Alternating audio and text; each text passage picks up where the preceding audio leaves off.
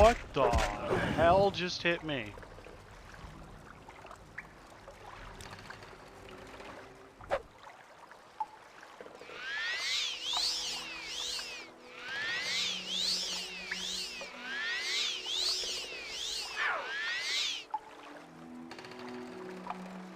Can't rest while his corpse is here.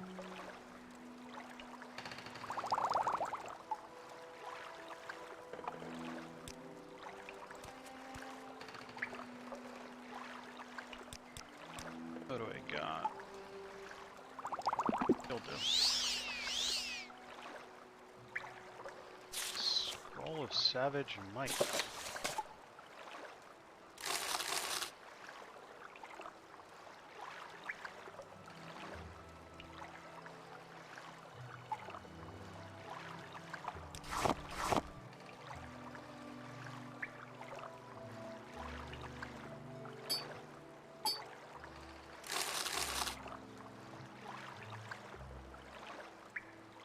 Don't I already have...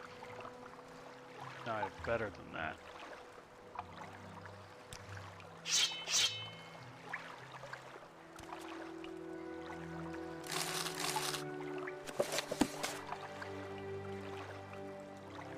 Short blade, one-handed. Long blade, one-handed. Crap.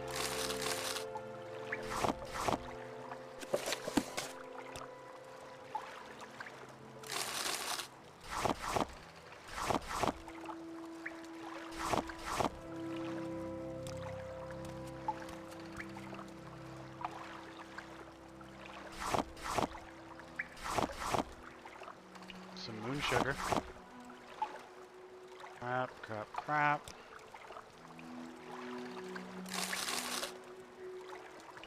Restore strength is generally a good thing to keep on hand if I can.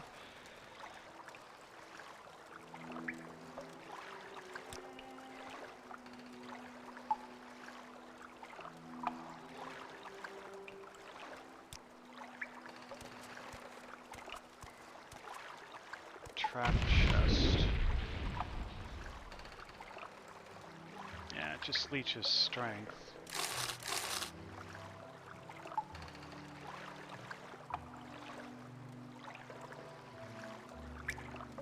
Temporarily.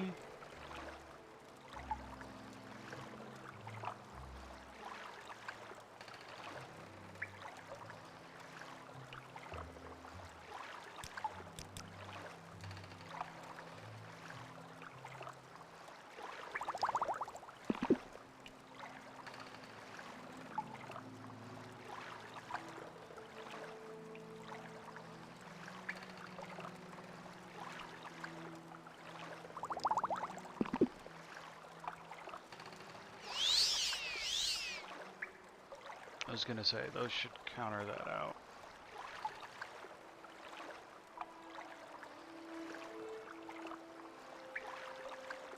Now what's in this chest? Oh right, the books.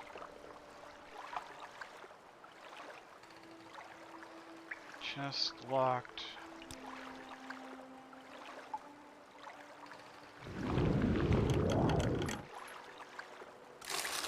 For a little bit of gold.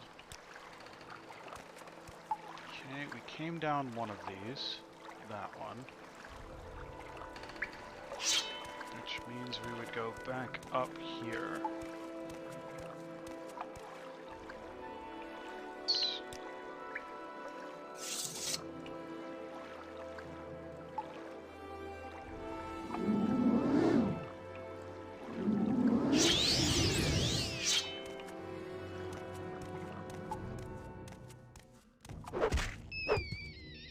Okay, rat.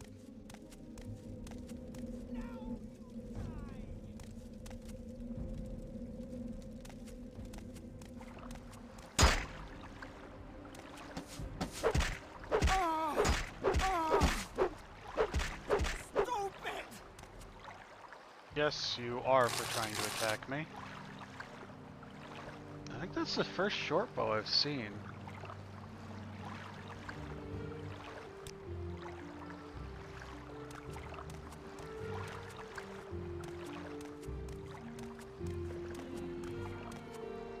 Mark chest.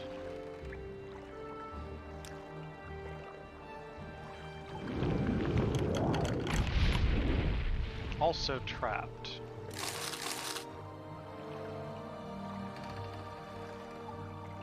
Interesting weapon.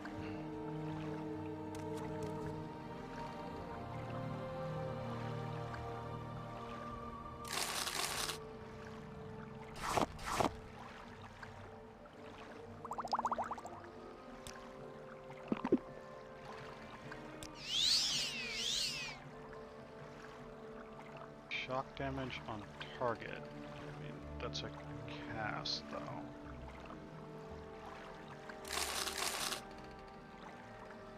Doozy's unhinging. I have the actual spell.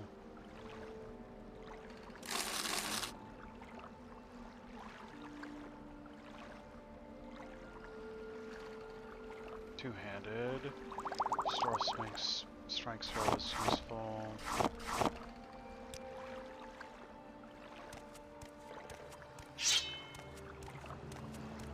This is gonna despawn soon enough, I think.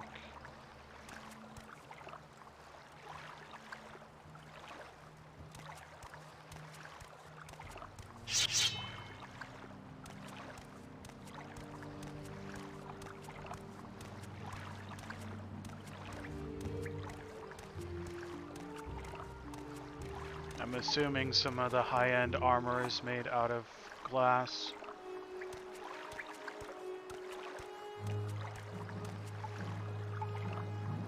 Let's see if we can get this bound longsword cast.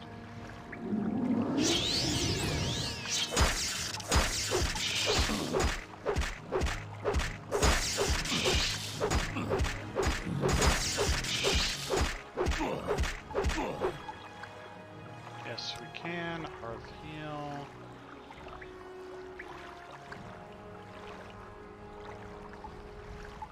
Don't we have a restore? Yeah, we have a restore magical right there. Let us heal. That was Hearth heal, not Mother's Kiss.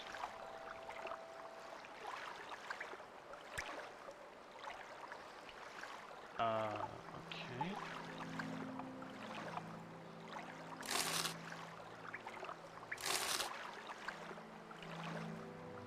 Short blade. Okay, I use medium armor right now.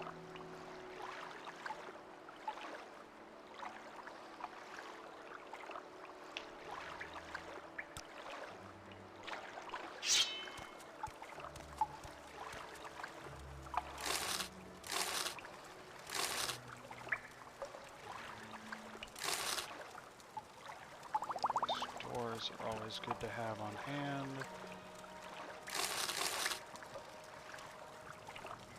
There are so many unhingings in here.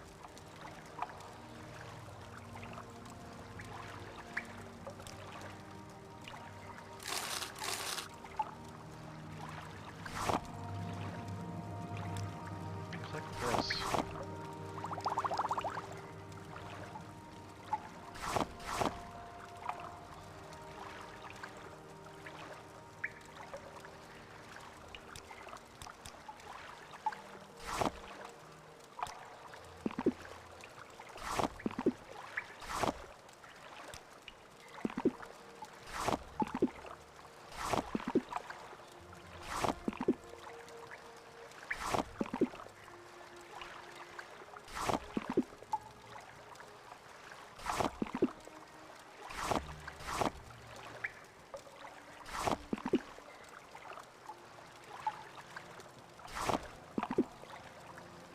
Working on alchemy and clearing out some inventory space of all this crap I have.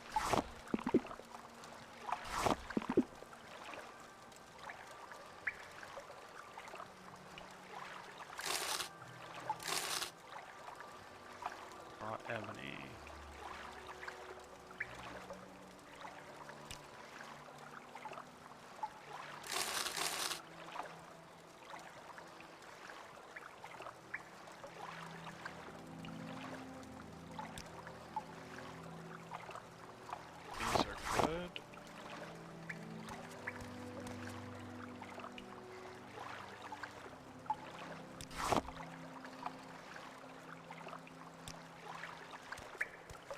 Sultry's not so much. Horn chest containing a restore luck potion. This is basically just a circle, huh?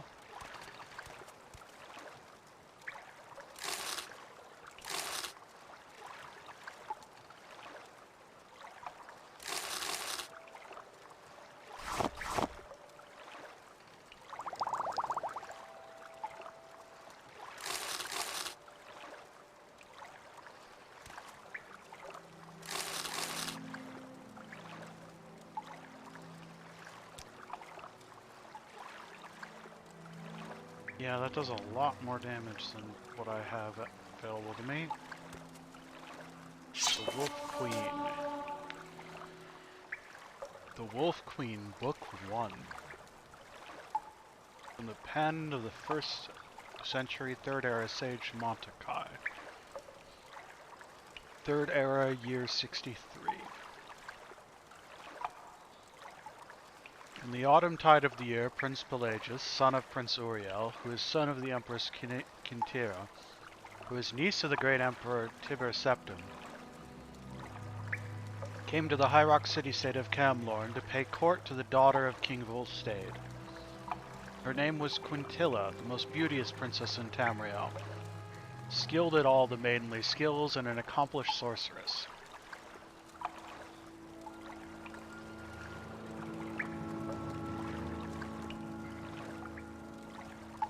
I don't want to know what it means to be skilled at all the maidenly skills, do I?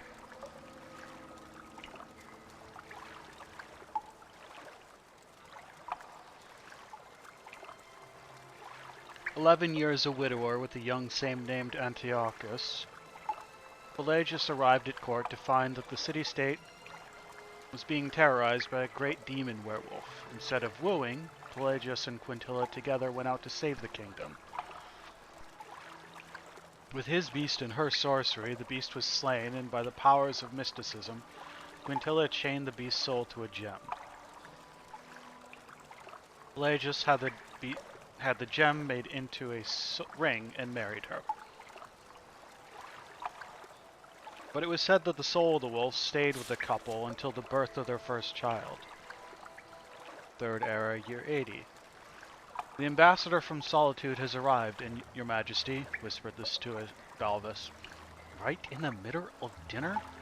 Muttered the emperor weakly. Tell him to wait. No, father, it's important that you see him, said Pelagius, rising. You can't make him wait and then give him bad news. It's undiplomatic. Don't go then. You're much better at diplomacy than I am. We should have all the family here, Emperor Uriel II added, suddenly aware how few people were present at his dinner table. Where's your mother? Sleeping with the archpriest of Kinnereth, Pelagius would have said, but he was, as his father said, diplomatic. Said, he said, at prayer. And your brother and sister? Amiel is in first hand, meeting with the Archmagister of the Mages Guild. And Galana? Though we won't be telling this to the ambassador, of course, is preparing for her wedding to the Duke of Narcissus. Since the ambassador expects her to be marrying his patron, the King of Solitude, instead, Will tells him she's at the spa, having a cluster of pestilent boils removed. All of that, and he won't press too hard for the marriage, politically expedient though it may be. Pelagius smiled. You know how queasy Nords are about warty women. But dash it, I feel like I should have some family around, so I don't look like some old fool despised by his nearest and dearest, growled the Emperor, correctly suspecting this to be the case. What about your wife? Where's she and the grandchildren? Quintilla's in the nursery with Sepphoris and Magnus. Antiochus is probably whoring around the city. I don't know where Potema is. Probably at her studies. Thought you didn't like children around. I do during meetings with ambassadors in damp staterooms, sighed the Emperor. They lend an air of, I don't know, innocence and civility. Show the blasted ambassador in, he said to Balbus. Potema was bored. It was the rainy season in the Imperial province, wintertide, and the streets and gardens of the city were all flooded. She could not remember a time when it was not raining. Had it been only days, or had it been weeks and months since the sun shone? There was no judging of time anymore in the constant flickering torchlight of the palace, and as Potema walked through marble and stone hallways, listening to the pelting of the rain, she could think nothing but that she was bored. Estefe, her tutor, would be looking for her now. Ordinarily, she didn't mind studying. Rote memorization came easily to her. She quizzed herself as she walked down through this empty ballroom. When did Orsinium fall? First era 980. Who wrote Tumrillian tractates? Khajiit. When was Tiber Septim born? Second era 288. Who is the current king of Daggerfall?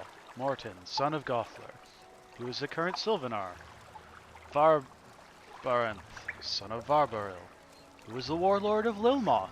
Trick question. It's a lady. Iowa. What will I get if I'm a good girl and don't get into any trouble and my tutor says I'm an excellent student? Mother and father will renege on their promise to buy me a Daedric katana of my own, saying they never remembered that promise and it's far too expensive and dangerous for a girl my age. There were voices coming from the Emperor's stateroom. Her father, her grandfather, and a man with a strange accent, a Nord. Potema moved a stone she had loosened behind a tapestry and listened in. Let us be frank, your Imperial Majesty, came the Nord's voice. My sire, the King of Solitude, doesn't care if Princess Galana looked like an orc. He wants an alliance with the Imperial family, and you agreed to give him Galana, or give back the millions of gold he gave you to quell the Khajiit rebellion in Torval.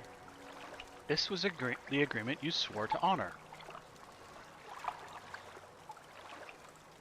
I remember no such agreement, came her father's voice. Can you, my liege? There was a mumbling noise that Potema took to be her grandfather, the ancient emperor. Perhaps we should take a walk to the Hall of Records. My mind may be going. The Nord's voice sounded sarcastic. I distinctly remember your seal being placed on the agreement before it was locked away. Of course, I may verily be mistaken. We'll send a page to the hall to get the document we referred to, replied her father's voice with the cruel, soothing quality used whenever he was about to break a promise. Potema knew it well. She replaced the loose stone and hurried out of the ballroom. She knew well how slowly the pages walked, used to running errands for a doddering emperor. She could make it to the Hall of Records in no time at all. The massive Egmony door was locked, of course, but she knew what to do.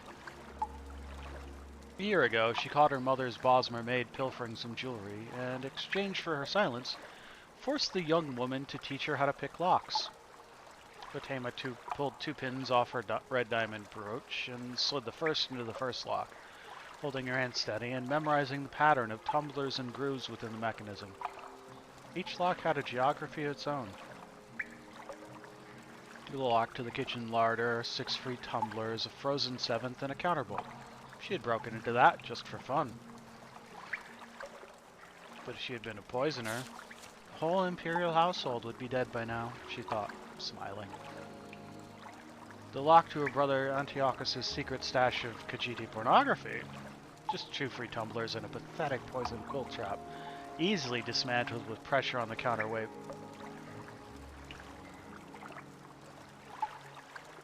What?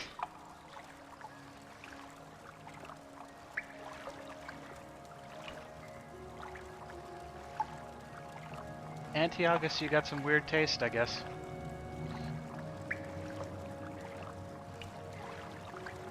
That had been a profitable score. It was strange that Antiochus, who seemed to have no shame, proved so easy to blackmail. She was, after all, only 12, and the differences between the perversions of the cat people and the perversions of the Cyrodiils seemed pretty academic.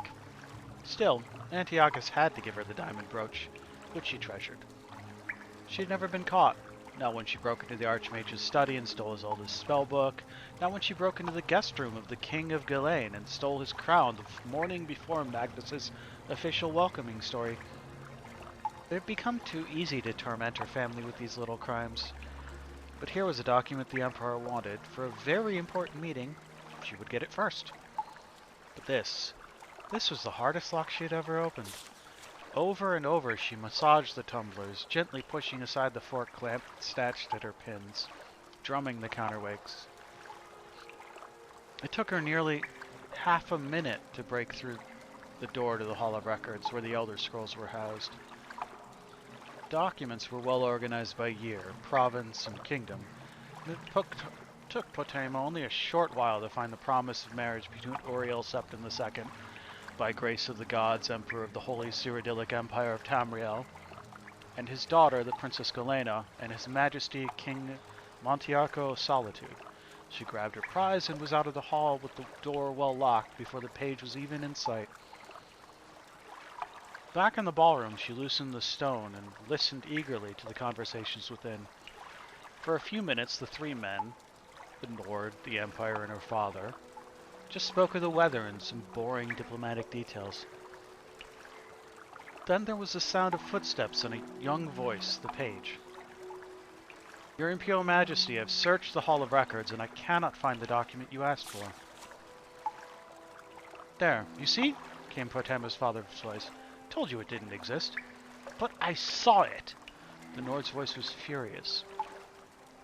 I was there when my liege and the Emperor signed it. I was there! You aren't doubting the word of my father, the sovereign Emperor of all Tamriel. Not when there's now proof that you must have been mistaken. Pelagius's voice was low. Dangerous. Of course not, said the Nord, conceding quickly. But what will I tell my king? He is to have no connection with the imperial family, and no gold returned to him as the agreement, as he and I believe the agreement to be. Don't want any bad feelings between the Kingdom of Solitude and us, came the Emperor's voice, rather feeble, but clear enough. What if we offered King Montiarco our granddaughter instead? Potema felt the chill of the room descend on her. The Princess Potema? Is she not too young? Asked the Nord. She is 13 years old, said her father. That's old enough to wed. Hooray, medieval standards!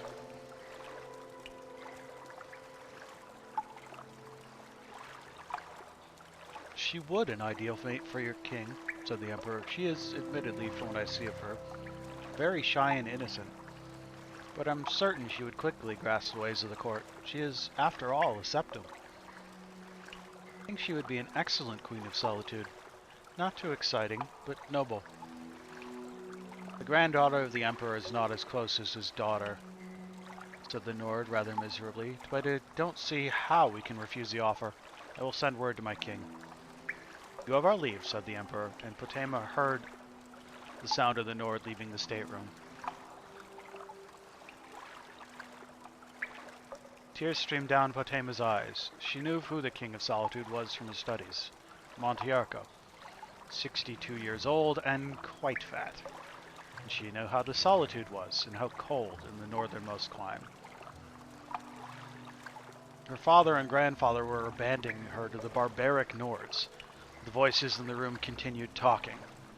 Well acted, my boy. Now make sure you burn that document, said her father. My prince? Asked the page querulous, his voice. The agreement between the Emperor and the King of Solitude, you fool. We don't want its existence known. My prince, I told the truth. I couldn't find the document in the Hall of Records. It seems to be missing.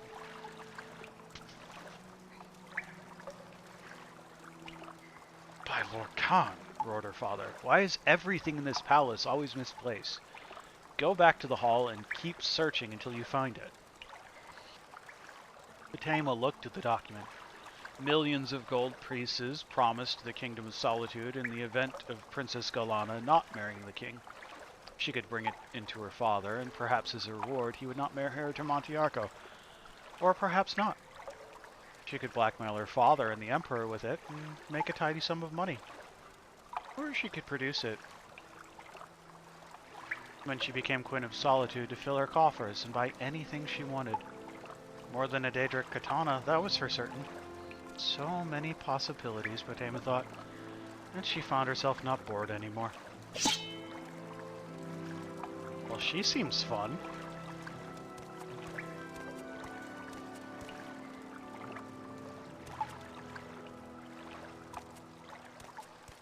But I think that's everything up here of interest.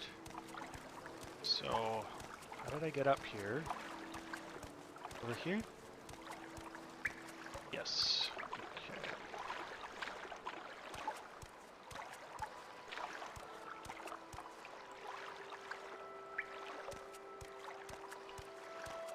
I mean, to be fair, she does now possess a document that really would screw over her family after they sacrificed her to an old fat guy for marriage to pretend that they didn't owe $1 million gold if they didn't marry off someone else.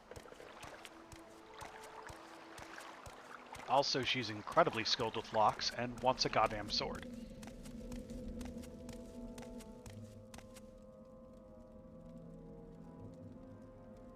I think that's everything here. I think I've cleared this dungeon out. I am allowed to rest, which lets me level up. I can get some strength, some endurance, and I think intelligence would be worthwhile at this point.